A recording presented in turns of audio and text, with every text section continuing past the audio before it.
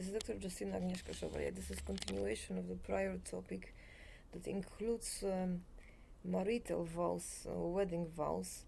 based on reality. So this is something that many persons skip from knowing. This is not a goal to aspire. This is stating of natural state of things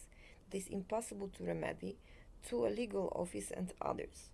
And that consists of then adjustment of professional oaths in practice. In practice, in space, any person who has a sexual partner that is a lifelong partner in reciprocity has basic instinct when that person is in danger, expressed in pre-cognition, even if not knowing, and if not knowing as well, presented in anxiety and sensing that suffering or danger, and needs in physical responses, in agitation, moving legs and hands to run and save first the parent, even if others are in danger, and secondly children as well, if that is the priority of things, in case that parent is in state in which that parent cannot assist those children and they're well. And so if it's the other way around, obviously it's one or the other and in opposite order. And secondly, enablement of that happening ensures that there is no pain index and resentment in which person accuses of providing for others more goods than for actual spouse, delegating life-saving in absence of such instinct to save to others, and also having no which breaks apart marriages because it's less natural law or no natural law, or delegating also to others, or having instinct to run and save or check or verify on safety of a person who is not sexual partner before sexual partner or children, and of person of children of another person, which occurs when that relationship is again a goal as opposed to based on in natural law. Second thing to consider is in skills. If persons have aligned capacities and goals and passion about things, those persons in instinctive way derived from pursuit of common household and work around that household will pursue also life-saving and provision for others activities, inevitably so, in function of maximum capacity and deburdening of the other, and vice versa, which is source of pursuit of couple match in medicine, but also it occurs in all professions and in all couples, and it should not be that couple is only together when working, and when not working they break up, because source of appreciation is not sex anymore, but an actual appreciation of persons that are customers or clients or patients or bosses, and that relationship is only, instead of sex, like I gave an example of two monsters that could not at the end of the universe bring together, so the whole sexuality was throwing at each other stones, and the stones were visible as comets on the sky, and that was they for eternity they have done that in love with one another. And so that is work that then substitutes family and sexual pursuit and leads to pursuit of negligence or harm when other persons have children and demand in absence of life threat to those children, or absence of a presence of possibility to care for those, instead of sex and love life at home prevents such with delegating those children to a couple, or ask for the other couple not having any children, demanding work that creates again basis for negligence, attacks, and also abuse in many medical, especially professions, as well as in restaurants and in provision of basic needs to others for a fee or without a fee, and life-saving and safety provision maneuvers in any profession. Second, the oath needs to be then aligned with bodily responses of a person, not persons medicated to work like a robot, because that is ineffective and creates unhappiness and low performance. then couples at work that seem to be fictitious, that share a workload instinctively as if a family, like for instance cooking together or sharing other things, are couples to be enabled to have sex and pursue a family by realization that it is allowed actually, and also that it is so that the work will benefit from it in enhanced attention in degree of pursuit of the sexual activity and children and marriage declared to others, as opposed to impeding it and separating or punishing it, creating that use of couples to generate an income as if they were to have children, whereas in fact separating them when such pursuit happens in fear that sexual activity will impede performance of work. Sure, but then if those persons take that relationship outside of work, they will see workplace and activities divided in instinctive way between the two of them as extension of own house life and provision for own family, caring for persons because of similarity to that family or love for those children and persons, and that is much more of a harmonious arrangement.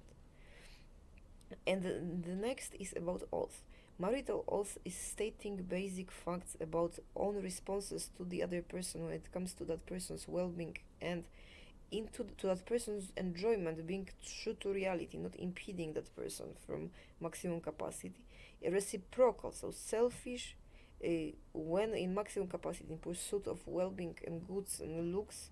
provides when the other one is working and is depleted on an instinct, and that is the motivation to pursue well-being of self, apart from being wanted to be at the maximum to have fertility, to have children.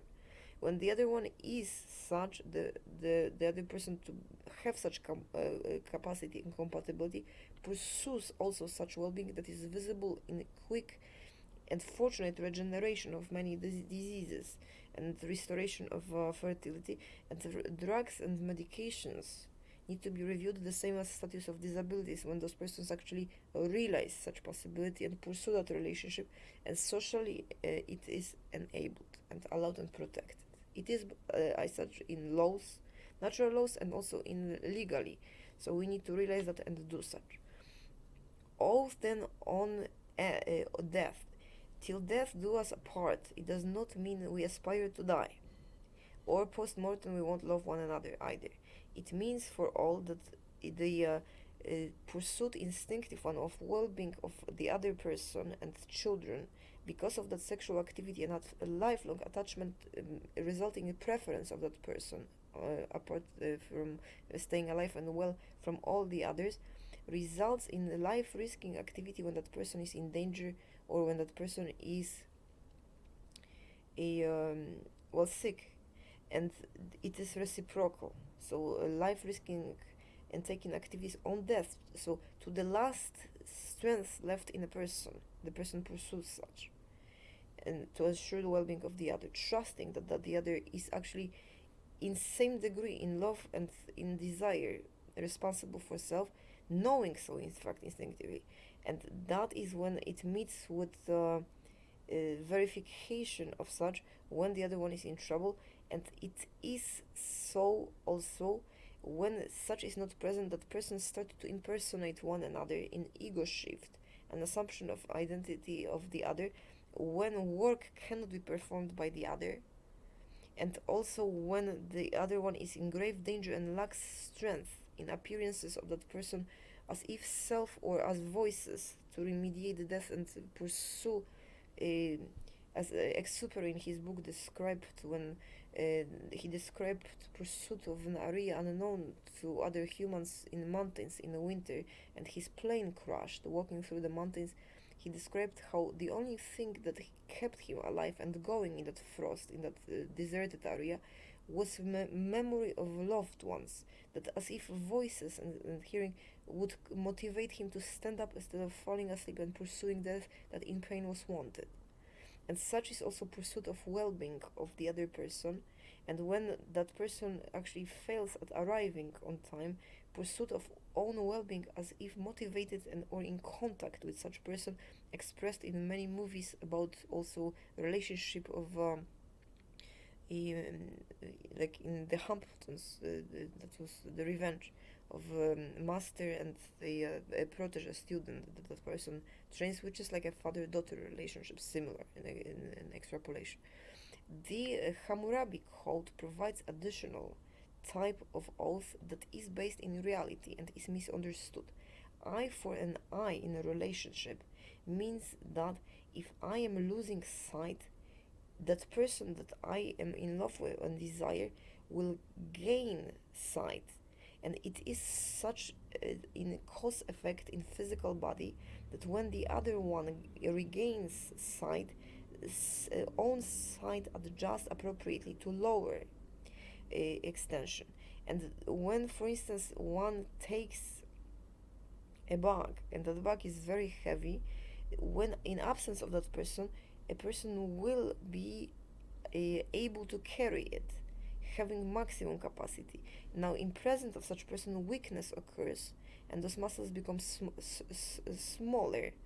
atrophied a little bit, because the other one is present to alleviate it at all times. Cause effect, you see. And there is no pathology in that eye for an eye, nor pursuit of harm, but synchronimous because of alignment of such beings in space and in life as closest to one another in adoration and love and in the sexual attachment, loving one,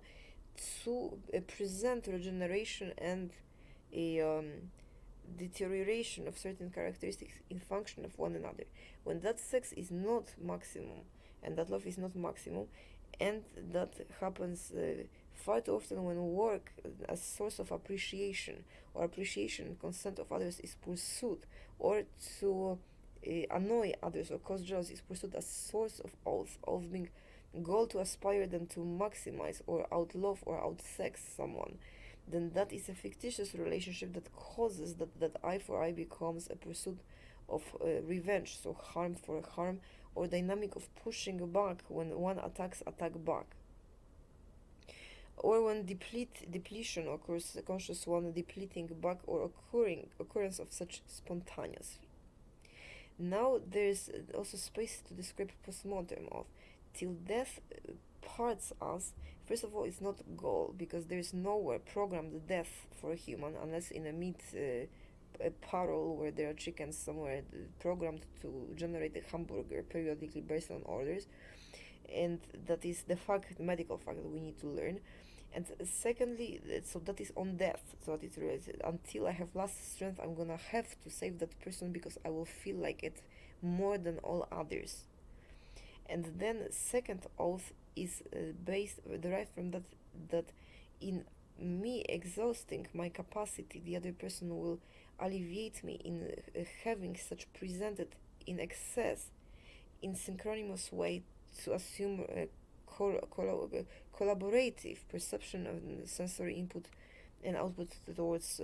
circumstances those persons cohabit in. Similar is true also for children. And so that makes many disabilities relative and possible to recover if we pursue in real life real relationships enabled it. Postmortem relationships happen. It is when one person was impeded in pursuit to save life, to arrive on time, and the other one died, or when there was some misunderstanding and persons pursued a no life saving activity when the other one was at risk, or pursued instinctive enablement of that person to the maximum capacity that exceeded that person's capacity, and that person died. And post-mortem relationship continues as actual dwelling of energy derived from existing body sometimes, and is described in necrophilia as pursuit of sexual relationship with beloved person, and wanting to keep that person together, and should be enabled and understood as such, that person in soul exists and that body is worshipped for the rest of eternity and preserved, and no one else will love that person that way, and it's normal. And the second source of that misunderstanding is also persons hearing voices. That is an actual soul, the same as pre-cognition, when persons are separated about reality and communication, that occurs when persons are dead, for quite some time until that person lets go for that soul to actually vanish, disappear and die, or start regenerating, and that is not as another organism but actually as an actual regeneration, and that is post-mortem relationships continue.